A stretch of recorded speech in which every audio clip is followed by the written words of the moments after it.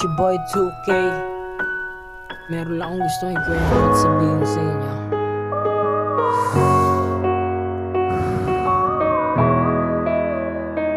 Yeah. Yeah.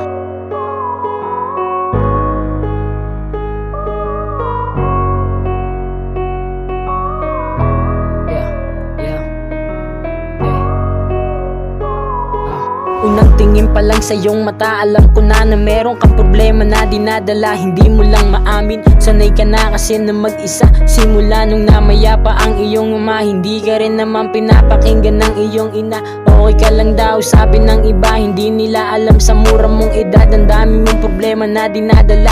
Oo, meron kang mga kaibigan, ngunit sa oras naman na kailangan di mo sila malapitan, dahil tiwala mo sa kanila ay nawala. Simula nung pinagsamantalahan nila ang kahinaan mo, alam kung di mo ginusto mga nangyari sa inyo. Pero wala ka rin namang magagawa, sapagkat sa alak ay nalunod. Buong akala mo makakalimot ka sa problema mong dala.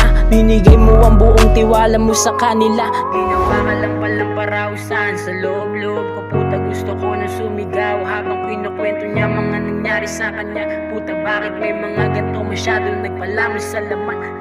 Yayain ng babae mag-inom, pagkatapos malasing kakanain. Ginawang pulutan at pinagsamantalahan. Kinabukas ang mga tao na nakapaligid, tingin na sa kanya kadiri. Lumipas ang ilang buwan, siya ay nagpakamatay sa lubid. Ang kanyang leeg ay sinampay, sapagkat hindi na niya kinaya, depresyon at nalambay. Kaya paano kung sa mga kapatid nyo na babae ginawa yung ganyan?